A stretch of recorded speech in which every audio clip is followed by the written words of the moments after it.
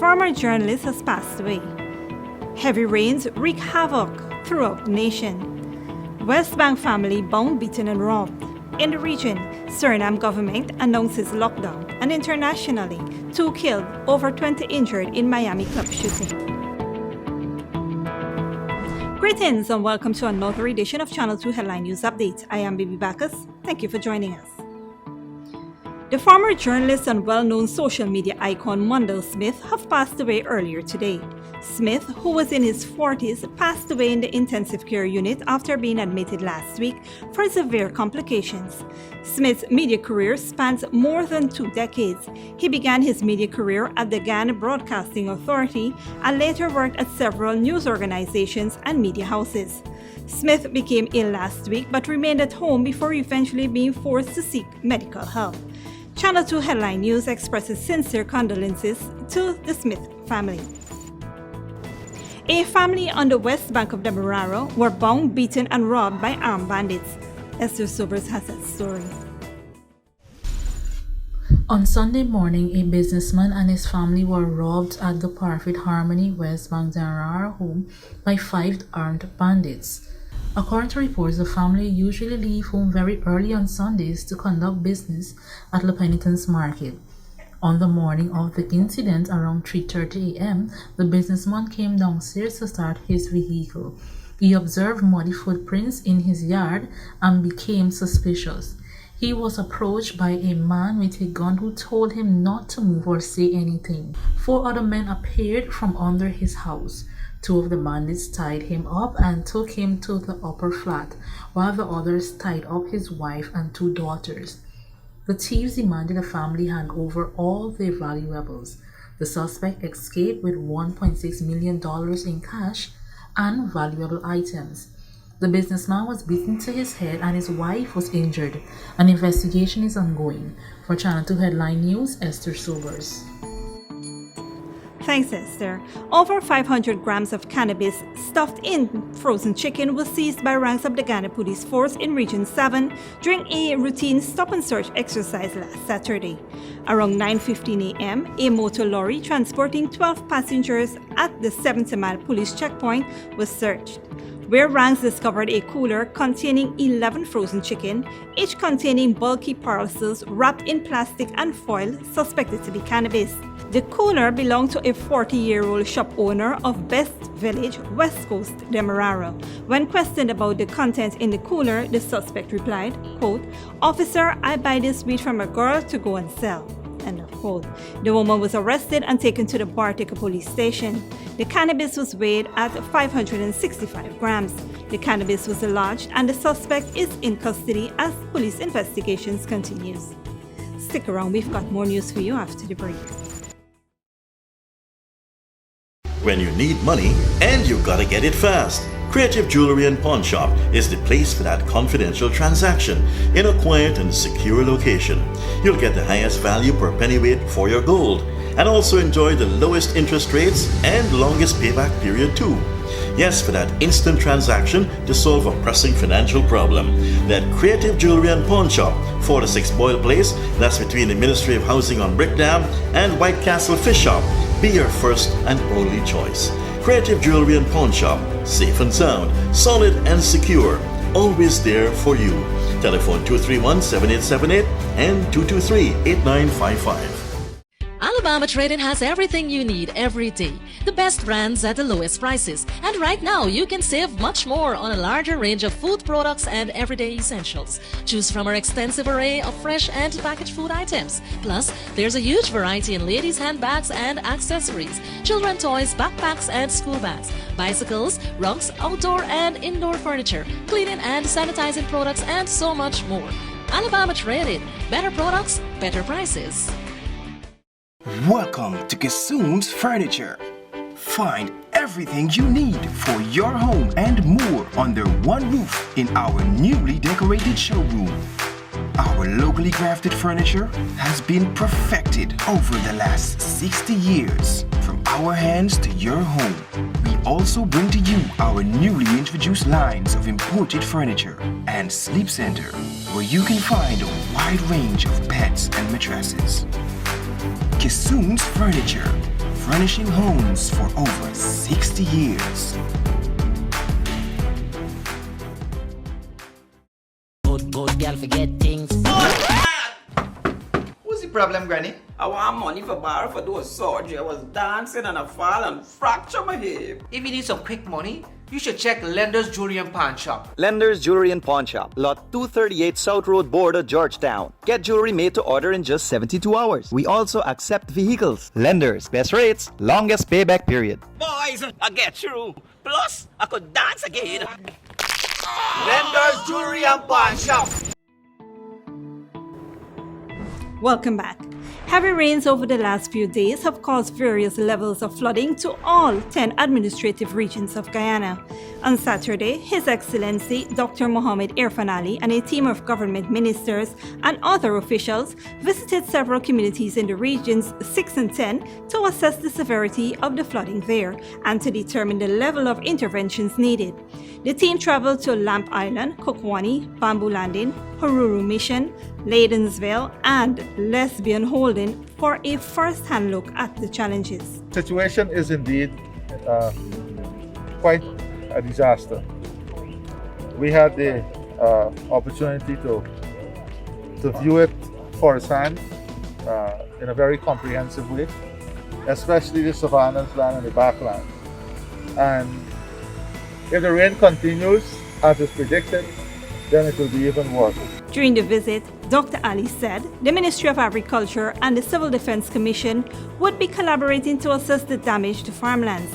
This, he said, will inform the level of government intervention required in this area. During a meeting in Kokwani, Region 10, the head of state explained. It's clear is that the livelihood in terms of farmland has been completely destroyed. And so, but what we're focusing now is on livelihood, ensuring that you have food, ensuring people are safe. If there is need for shelter, we work on bringing those shelter and ensuring that health needs are satisfied.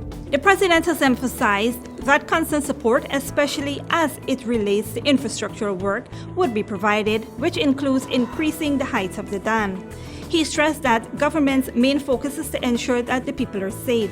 On Sunday, just one day after the president visited Region 10 community and assured the residents that aid would get to them quickly, the Minister of Public Works, Honorable Bishop Juan Edgehill, met the local community council and organized the distribution of much-needed food hampers and cleaning agents for hundreds of affected residents.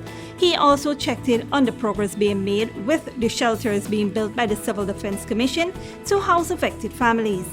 The Public Works Minister added that government is currently focused on 3 areas: ensuring the physical safety of everyone affected, ensuring families do not starve, and that they are not further affected by the current pandemic.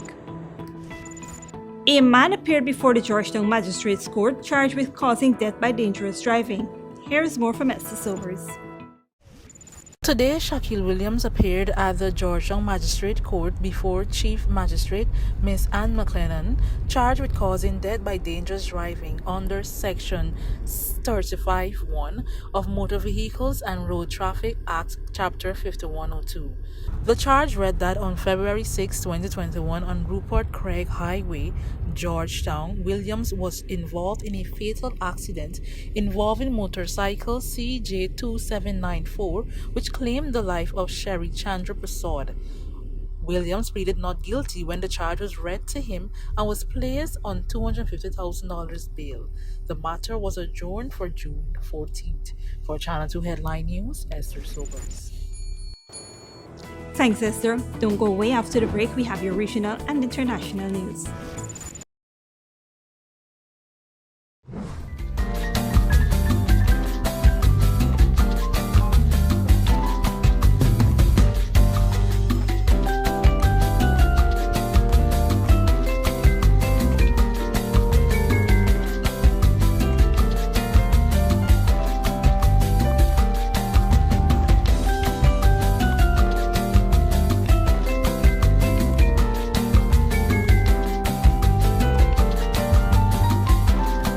Good girl forget things.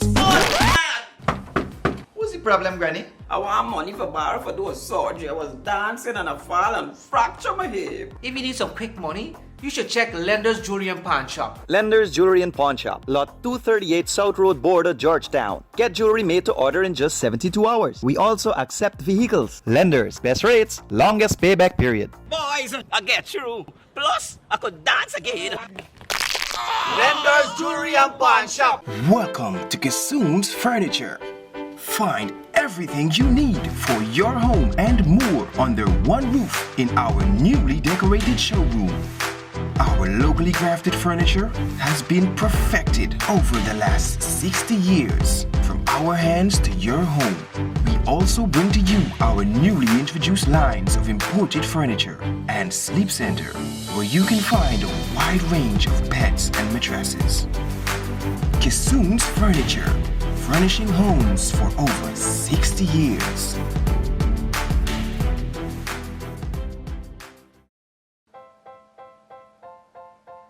Oh gosh, what's this?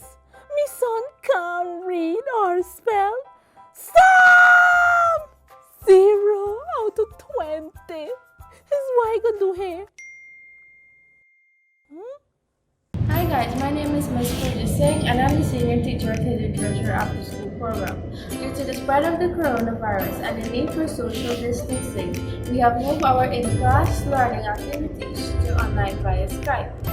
On the online side, we will be focusing on spelling, phonics, reading, and the National Grade 6 assessments. For more information, you can inbox us or call us. Contact us on 675-4379. I can call them now. Hidden Treasures, discovering gems in young minds. When you need money and you gotta get it fast, Creative Jewelry and Pawn Shop is the place for that confidential transaction in a quiet and secure location. You'll get the highest value per pennyweight for your gold and also enjoy the lowest interest rates and longest payback period too. Yes, for that instant transaction to solve a pressing financial problem. That Creative Jewelry and Pawn Shop, 4-6 Boyle Place, that's between the Ministry of Housing on Brickdam and White Castle Fish Shop, be your first and only choice. Creative Jewelry and Pawn Shop, safe and sound, solid and secure, always there for you. Telephone 231-7878 and 223-8955.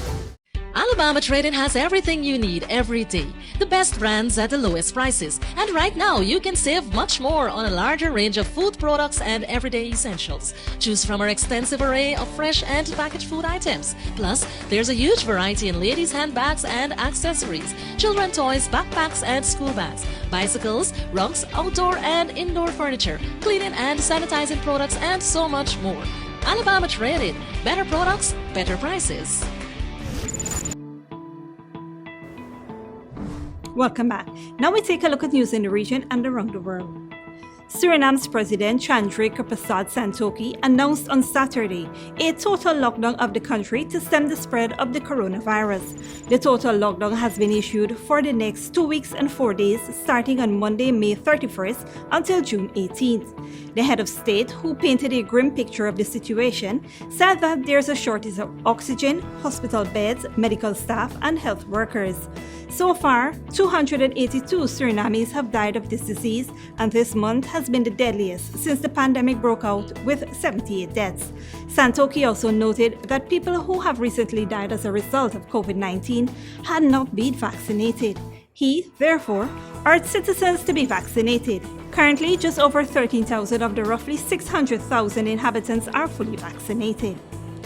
Meanwhile, candidates in Peru's polarized presidential race have squared off in a televised debate a week ahead of the runoff vote. Al Jazeera's Marina Sanchez reports. Anger and fear in the streets of Lima, rivals fighting and throwing stones. It's 1 week before a runoff election, and either candidate, Keiko Fujimori or Pedro Castillo, could win Peru's presidency. Opinion polls say it's too close to call. On Sunday, a final TV debate to win over 20% of undecided voters. Mr. Castillo, with your hate and divisive language, you've contributed to those aggressions against journalists. You're used to throwing rocks. This is the stone thrown at our caravan. Keiko Fujimori is the daughter of former President Alberto Fujimori and trails Pedro Castillo by nearly 3 percentage points.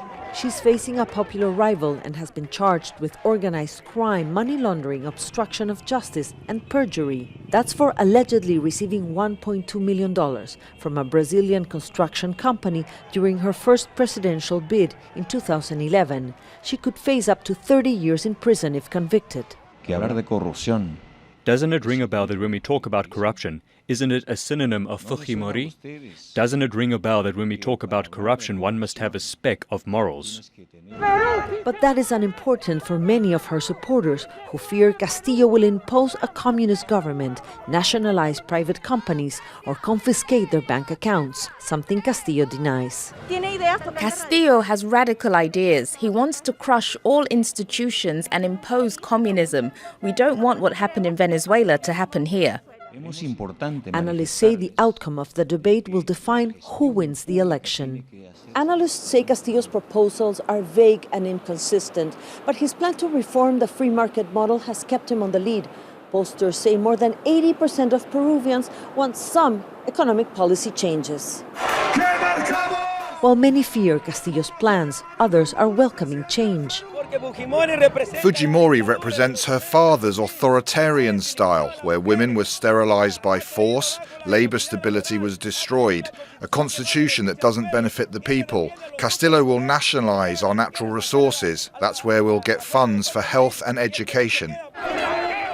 With tens of thousands of people dead and about 2 million infected, the pandemic has taken a major toll in Peru. 2.5 million people are jobless. The country is polarized, a divide that is likely to continue even after the election. Mariana Sanchez, Al Jazeera, Lima, Peru. And internationally, a shooting in Florida has left at least 2 people dead and more than 20 injured. 3 suspected gunmen opened fire in the early hours of Sunday morning in Miami. This latest mass shooting comes just days after 9 people at a California trading yard were killed by a lone gunman. Al Jazeera's Andy Galachar reports. Police are calling this a targeted and cowardly act of gun violence.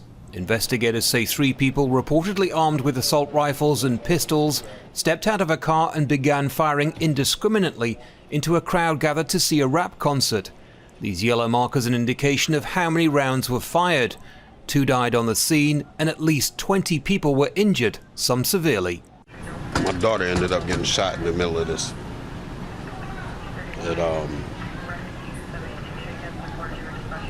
I don't even know. Words can't explain how I feel right now, man. This is a sad moment, but it's a time when the community needs to come together instead of tearing apart. Families and friends of the victims gathered outside local hospitals for news of their loved ones. Police are appealing for information, calling the suspected shooters cold-blooded killers. We're working really hard, but it's very difficult to stop a small amount of individuals who want to go out there and commit murder. And it takes all of us to stop this, and we really have to put the work in this summer to keep our children and our community safe. This latest mass shooting comes just days after 9 people at a California train yard were killed by a lone gunman. Police in San Jose said the gunman had 12 firearms and more than 20,000 rounds of ammunition. It begs the damn question, what the hell's going on in the United States of America? What the hell's wrong with us? And when are we going to come to grips with this? According to the Gun Violence Archive, the US has recorded over 200 mass shootings so far this year. President Joe Biden calls gun violence in the US an epidemic and has called for common sense reforms to things like background checks and a ban on what he calls weapons of war. Change, though, needs to be approved by Congress with the support of at least 10 Republicans, making it highly unlikely. Andy Gallagher, Al Jazeera, Miami, Florida. And finally, hundreds of thousands of people displaced by a volcanic eruption in the Democratic Republic of Congo are at risk of cholera. Doctors Without Borders says several cases have already been identified in Sake. Al Jazeera's Malcolm Webb reports. This church is now home for hundreds of people who fled Mount Nyiragongo, Africa's most active volcano. Some of their homes were destroyed by an eruption last week. Others followed the army's order to then evacuate the city of Goma in the Democratic Republic of Congo. Esperanza Mushika is one of several people here who told us they lost their children in the panic. I was on my way out to buy flour when I saw the fire. My children were out playing. We all ran away. I don't know where they went. Later, I was told they were in a car accident trying to escape, but I can't find them in the hospitals or morgues. They were declared missing, and I'm yet to find them. It's got to be hard to find anyone here in the town of Sake. It's overrun. Just down the road from the church, these people are waiting for food. It's the first help they've been given since they arrived 4 days ago. Right now, the level of the crisis is high because people have gone without food. They have been relying on others to help them. They are hungry people. They're thirsty too. There's just this one water point that's now being shared by hundreds of people. They're queuing up, waiting their turn to try and get water to drink and for cooking. The conditions aren't really clean at all here. The latrines that belong to the local community aren't nearly enough for all the people that have arrived here. The local administrator has said that they've already detected several cases of cholera. Meanwhile, Esperanza has found a glimmer of hope. Somebody called her from Goma saying they've seen her children near her home. It's a 20-kilometre ride back to the city.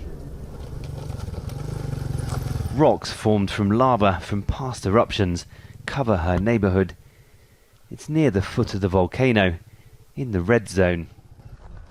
Not a safe place for missing children in an eruption.